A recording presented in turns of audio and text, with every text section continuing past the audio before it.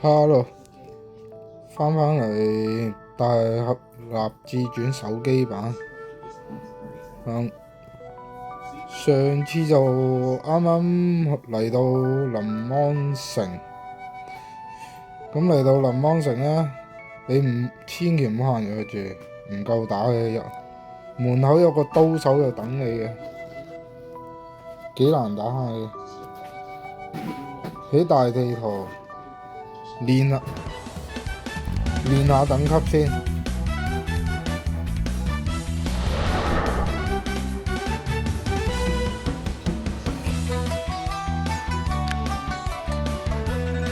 我諗起碼都練到你學滿咗頭先師傅俾你紫色嗰招拳法，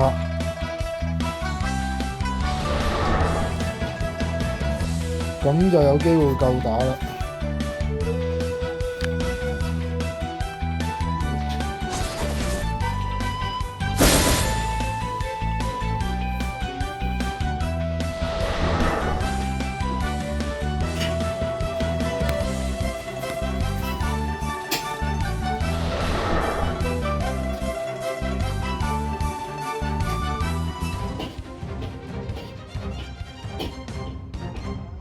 距離我哋揾第一桶金呢，就爭呢一步嘅啫。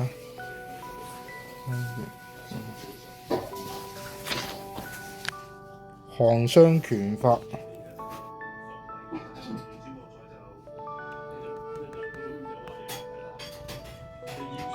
師傅俾你嘅拳法好處就係呢度啦。佢修練要求任意外功值30。咁即係你學任何武功都得㗎，刀槍劍棍咩都得嘅，夠30就得。我而家拳法26，爭少少。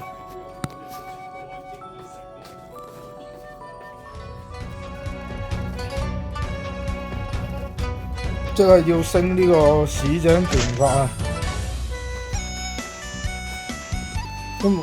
因為秋風拳法已經升爆咗，冇得再升，靠呢個市井拳法，但係冇秘笈起手升得慢啲。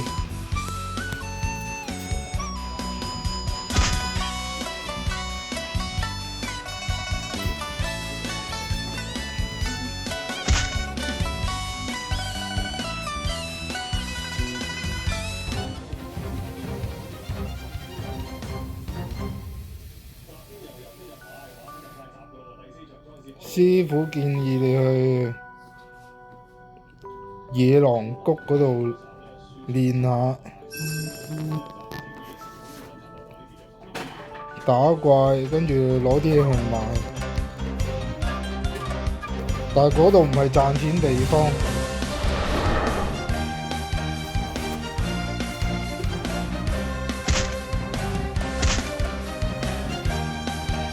所以我暫時唔去住嗰度。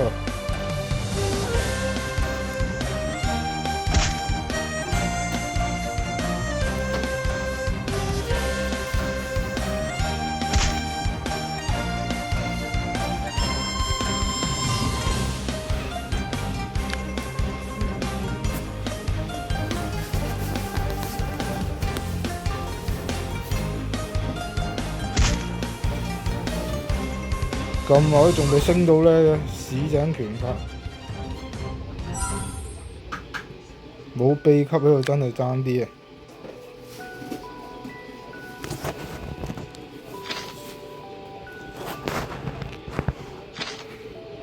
無計可施嘅時候，可以用呢個方法升嘅。呢個版面上面細細粒字江湖歷練，呢啲經驗可以攞嚟升武功嘅，內功又得，武功又得。咁我攞過嚟升啦，冇秘笈，一拳一拳打都唔知升到何年何月啊！升爆佢。OK， 睇下夠唔夠收圍啊？34夠。學呢個寒霜拳法。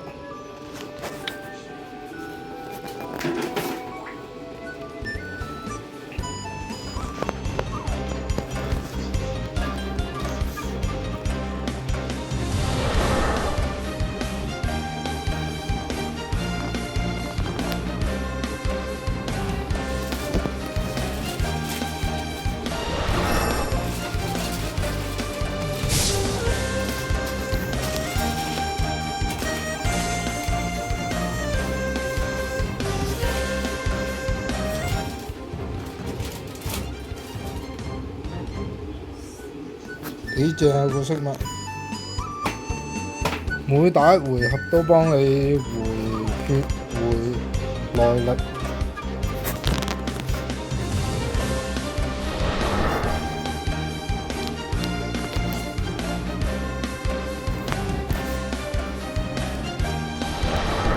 咁你寒霜拳法揸到個秘笈啦，你用其他招嚟殺怪，總之有殺怪佢都會加嘅。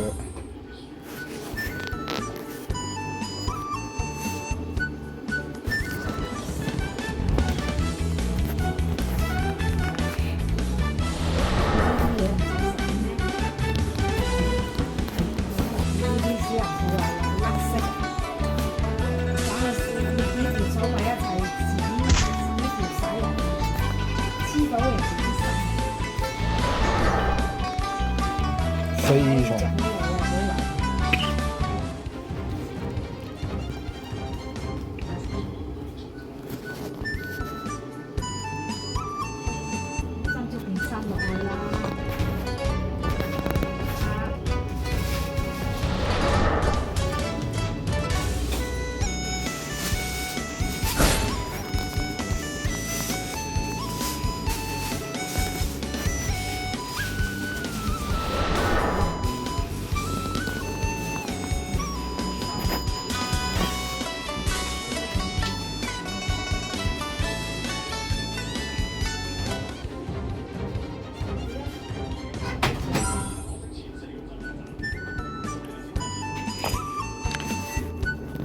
跟住升多樣嘢，舞蹈呢度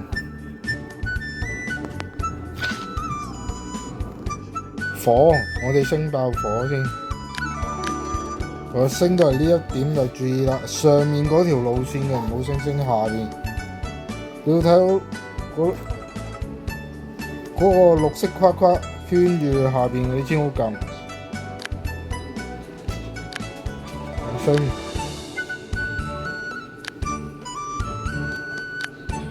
爭一點啊！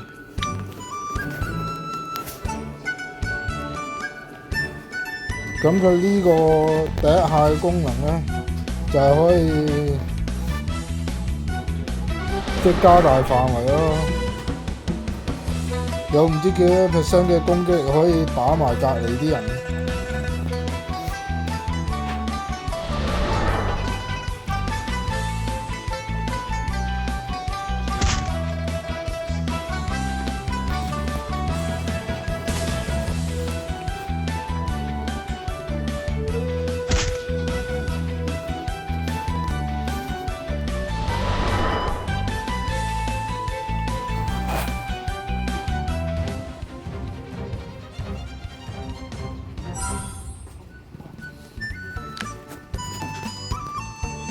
我想練第二本內功，我練爆咗呢個拳法先。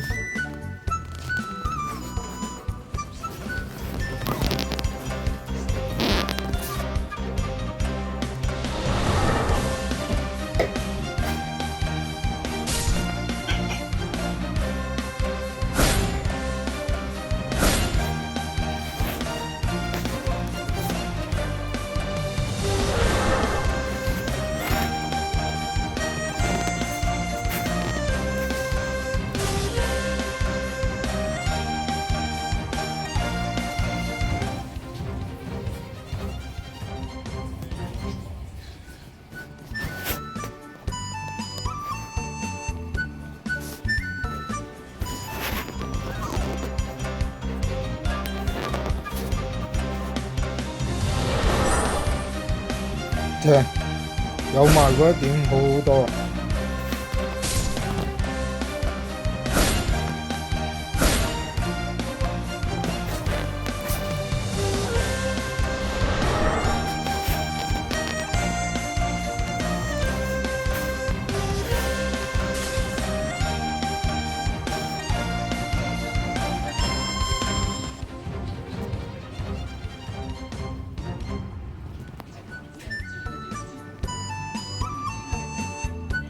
師傅建議去加入葉家軍，我都建議嘅，新手係加入葉家軍好嘅。加入咗之後，每日可以領取工錢。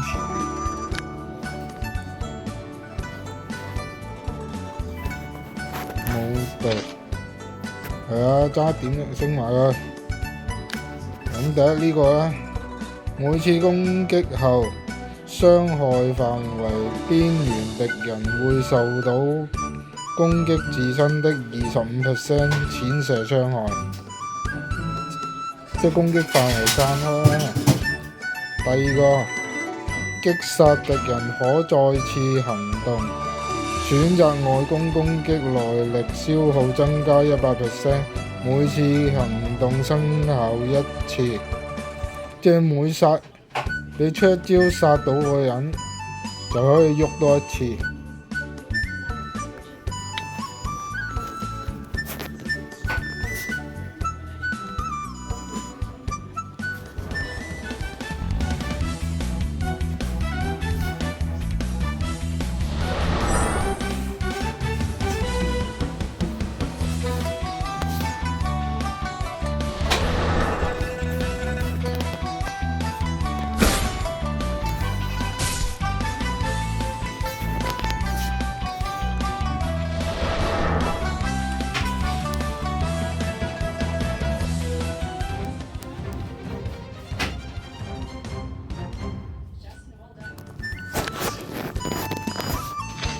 8重，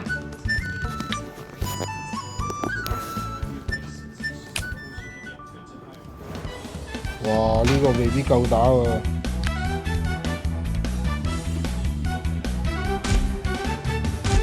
千祈唔好死啊！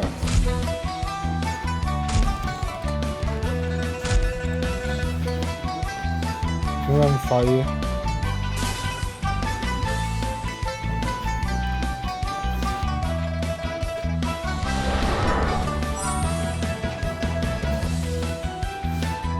爭一重啦！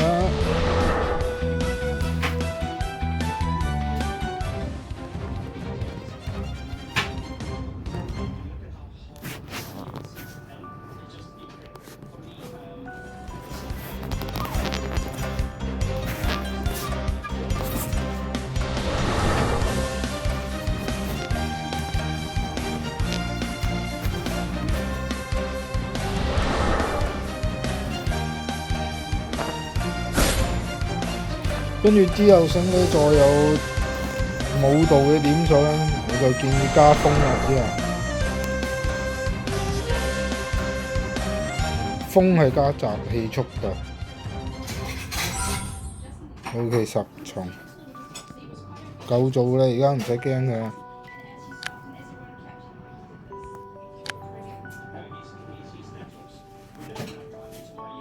100防加41。呢件勁啲喎，用呢件先。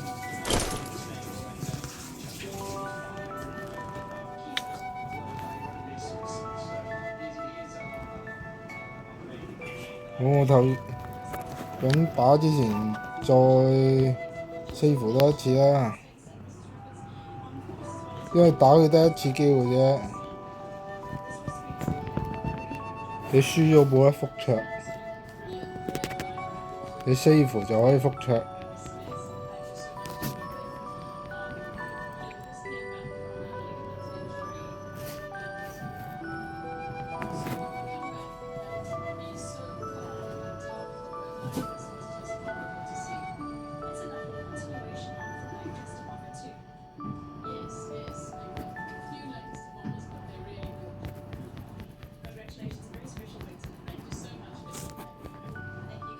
係啊，個刀手出嚟。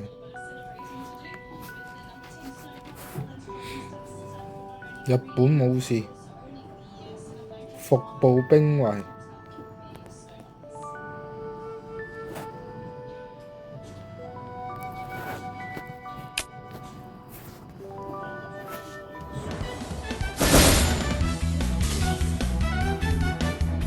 啊！一拳死咗，之前好勁喎。係咪因為夠拗咗難度低啊？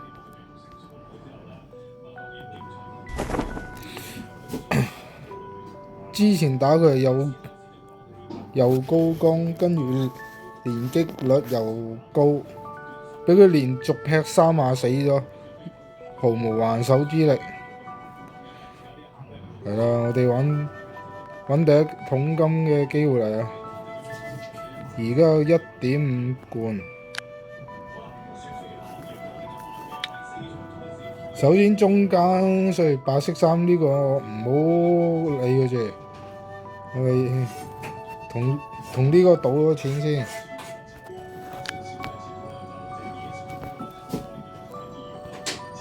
唔會賭錢之前 save，輸咗咪開咯，屈到贏為止啊！手機版呢就玩骨牌嘅，電腦版就擲色嘅。跟住賭錢有技能可以用，傾完偈再儲存多一次啦。讀翻嗰陣唔使再傾啲無謂嘢。好，入去賭。咁呢，入到嚟呢度，右下角有個紅色圓圈，形成一重。呢個賭錢嗰陣嘅技能嚟嘅，你撳咗，佢開始喐嗰陣，你撳呢，佢就會將個速度減慢。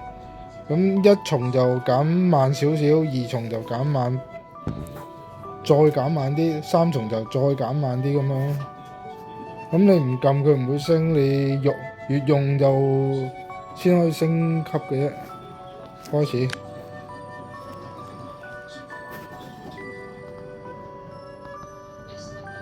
咁自己記住最多點嗰2、3隻啦。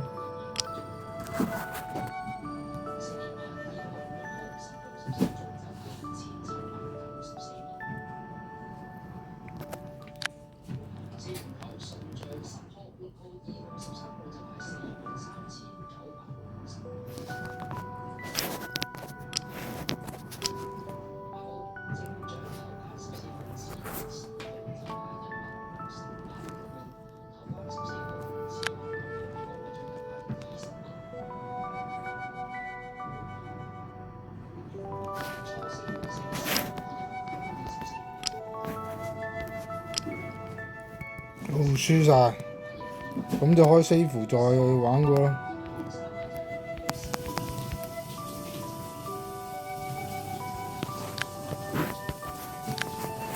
睇呢個師傅幾好，見你輸到破產，即刻諗俾埋棺材本你5罐啊！我哋要靠自己，唔好使晒師傅啲棺材本。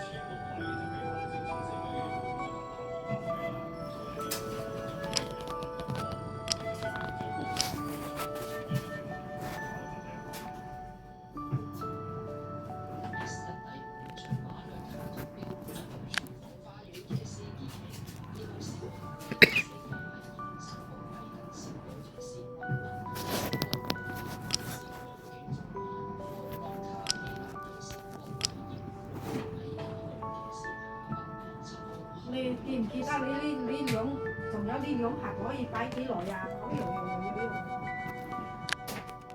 呢兩盒呢啲啊，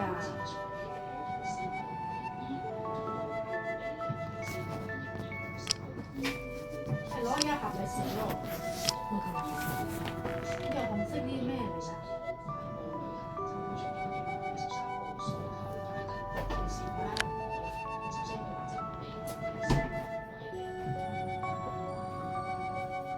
呢兩盒。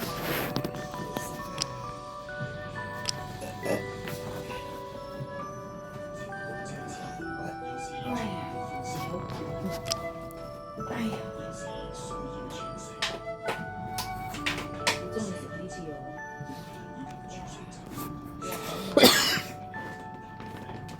贏完第一張台有12罐。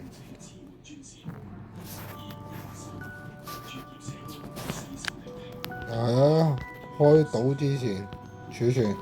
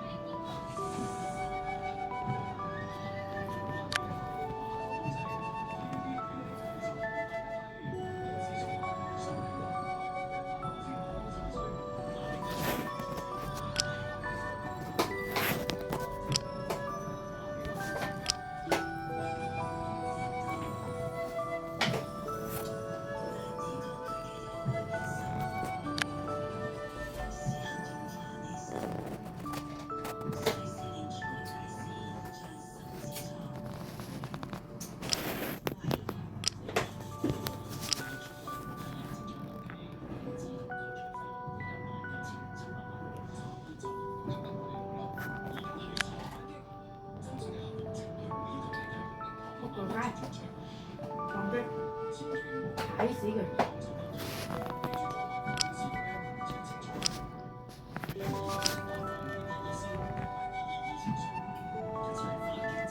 又搞掂一張台。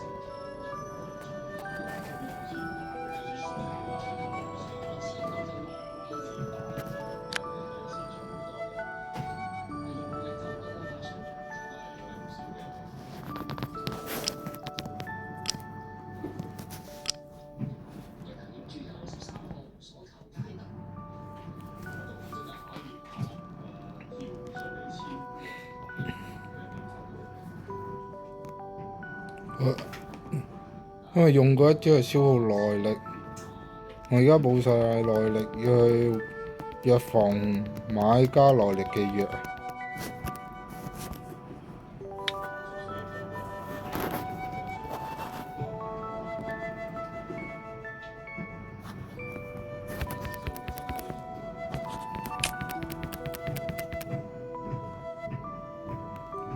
任務就 N 咁多啦，其他同呢個主題無關嘅嘢，我暫時唔講住，因為講埋嘅都10幾個鐘都搞唔掂。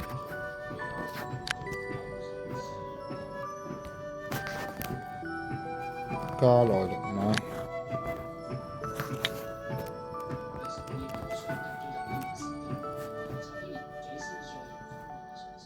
順便過嚟呢度雜貨鋪，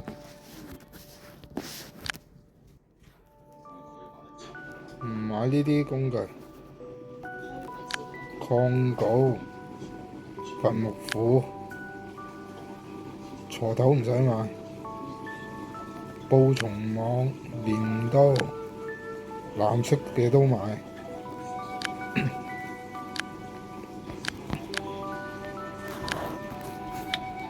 OK。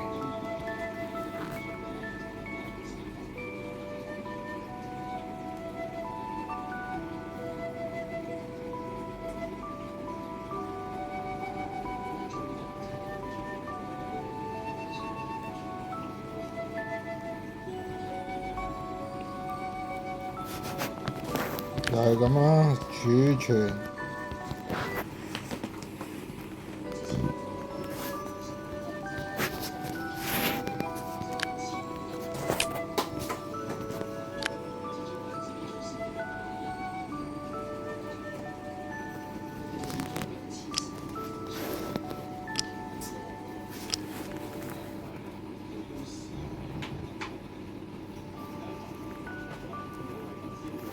退返出去先，唔記得食藥。食藥。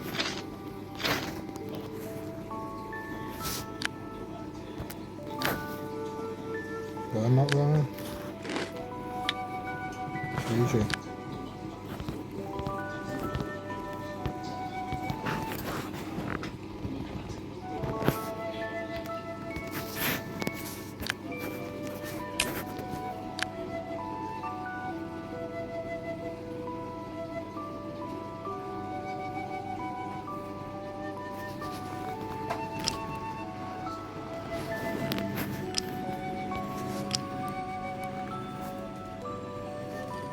咁輸咗就離開獨黨，再嚟過。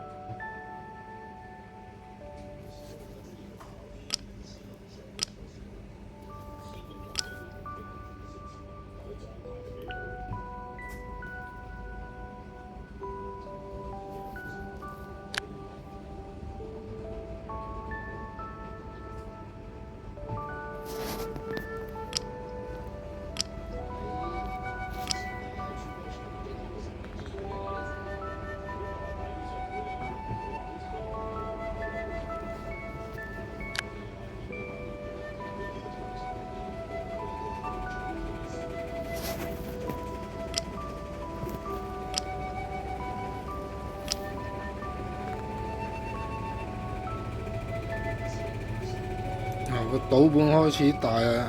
呢鋪要用啊，唔可以慳。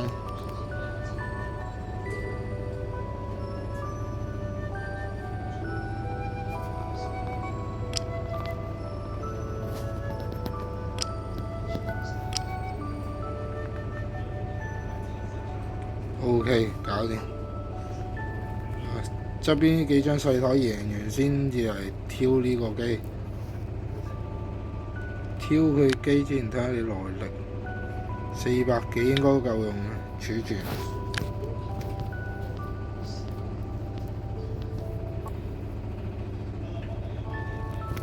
呢個就要贏佢2次嘅，贏佢2次有忘憂單攞，忘憂單就係可以攞嚟重置屬性點。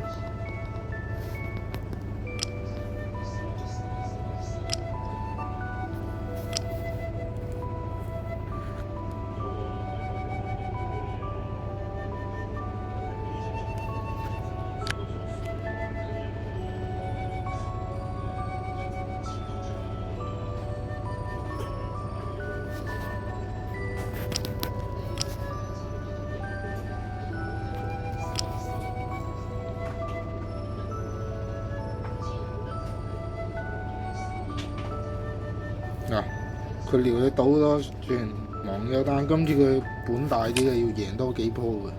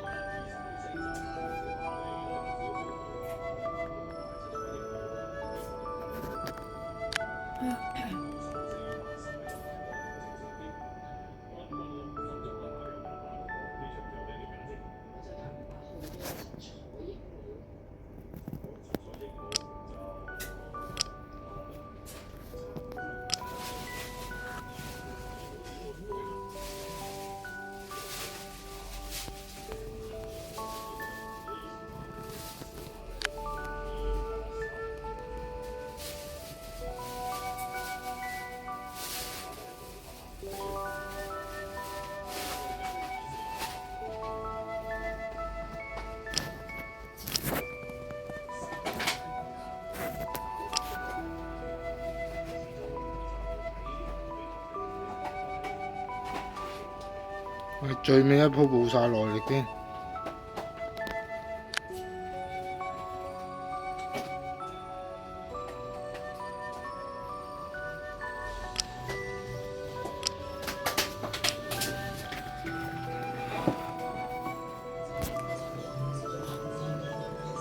勉勉強強都贏到一單翻嚟，贏咗單，跟住即刻補翻啲耐力食咗啦。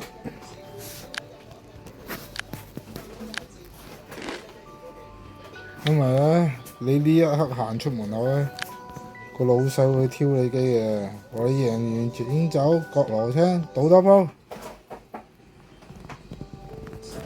賭贏咗嘅又賺到錢，又有本橙色秘笈。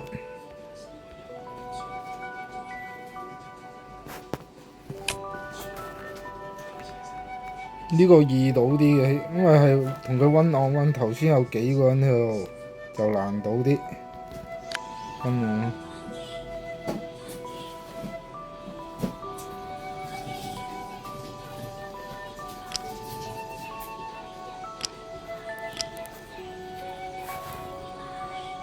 啲耐力就留前鬥後，等到佢啲賭本啲注碼開始大，一鋪清袋嗰啲咧，嗰一刻嚟用。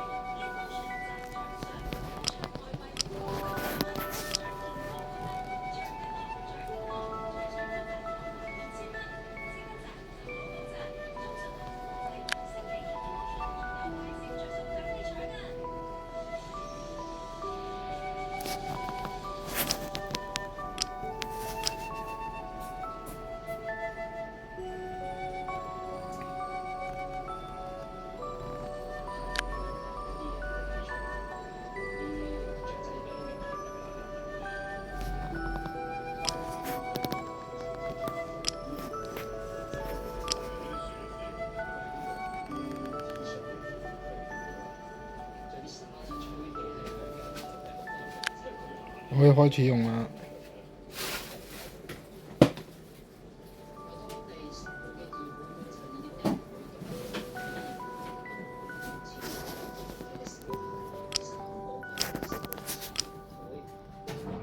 好，爆佢廠，搞掂。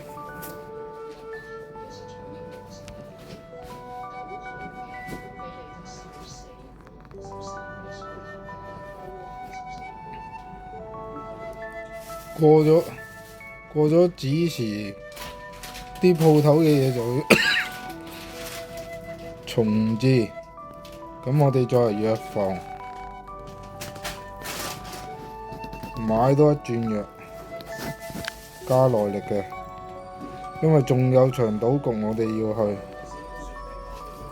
點解唔係重置嘅？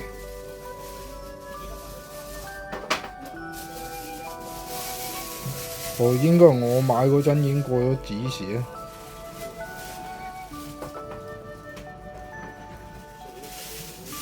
咁嘅話，仲夠唔夠礦俾佢食啊？仲夠，好彩。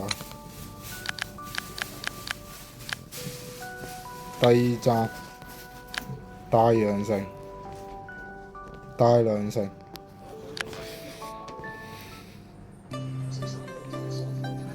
只要你打得贏頭先嗰個刀手咧，咁呢幾場都冇難度㗎。呢度大概內容就係佢哋做埋啲馬騮戲引你入局，等你請纓嗰陣就圍捕你。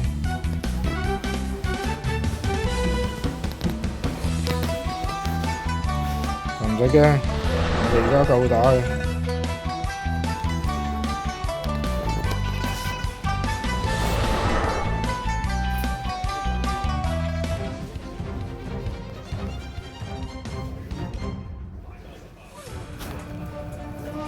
打3場嘅好似。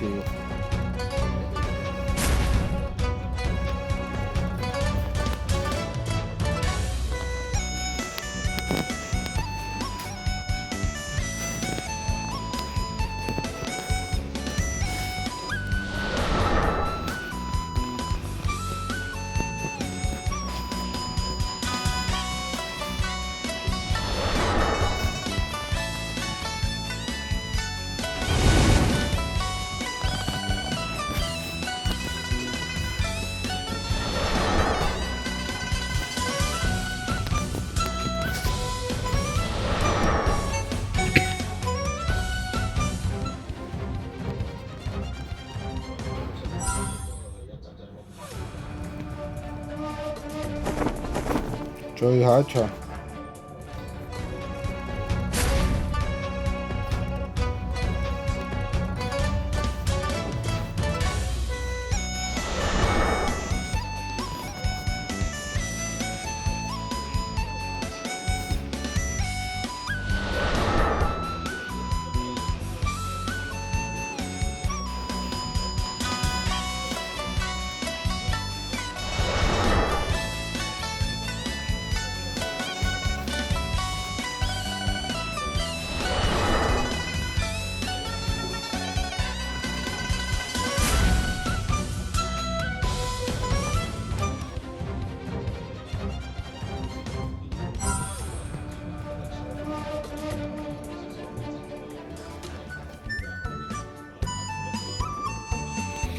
OK 啦，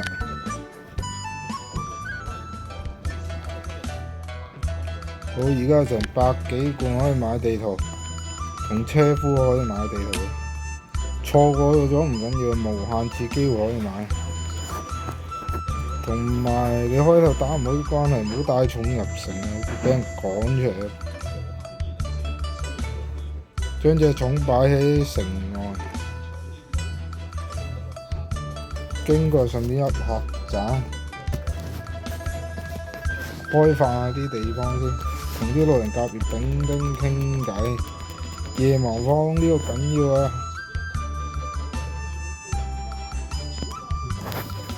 夜盲坊係一個拍賣場會，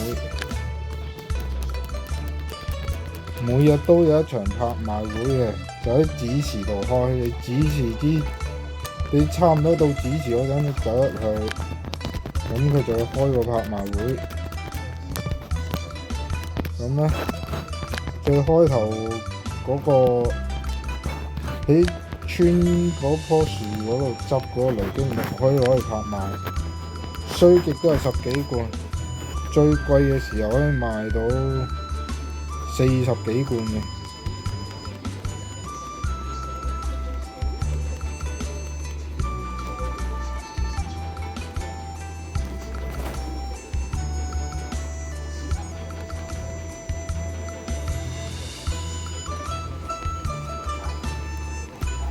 OK 啦，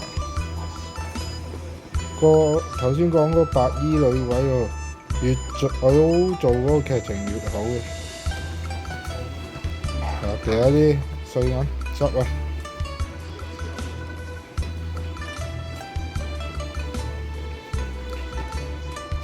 第二個賭場呢度注碼大好多，所以贏錢快好多。又係啦，食藥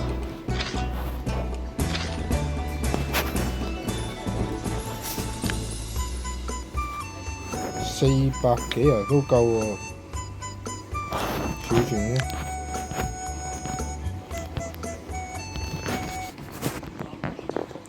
呢個叫一枝花，就係呢間賭場嘅老闆啊。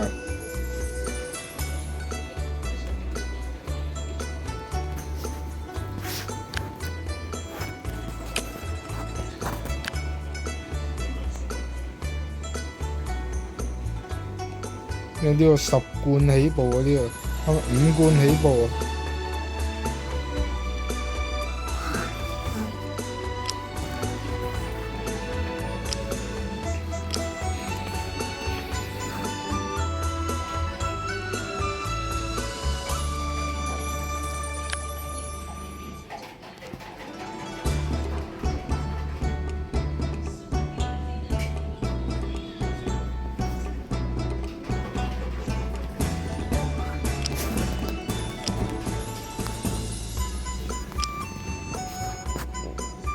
OK， 佢爆廠。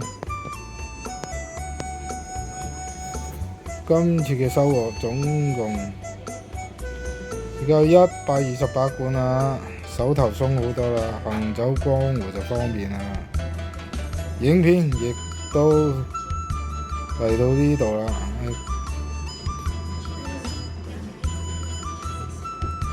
咁樣講多樣啦，啲武器可以去武館。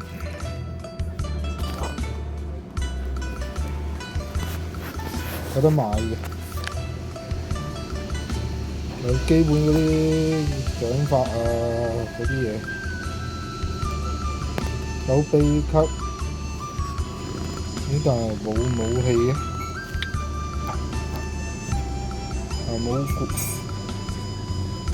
武館又買秘笈武器應該係鐵匠鋪。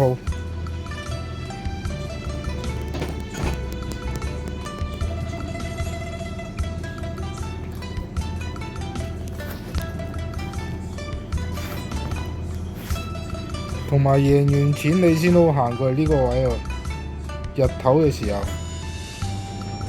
總之身上超過30罐啦，得一次機會嘅啫。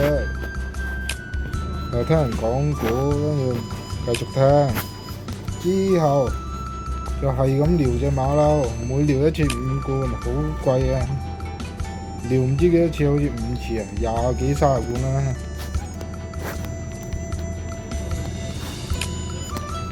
跟住可以攞到件飾物嘅，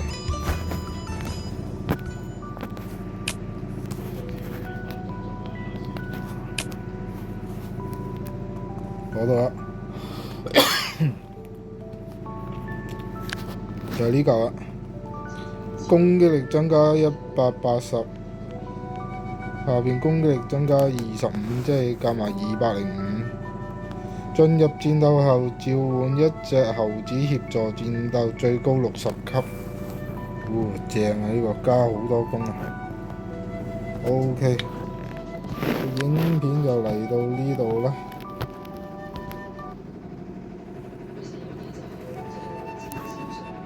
係咁先，拜拜。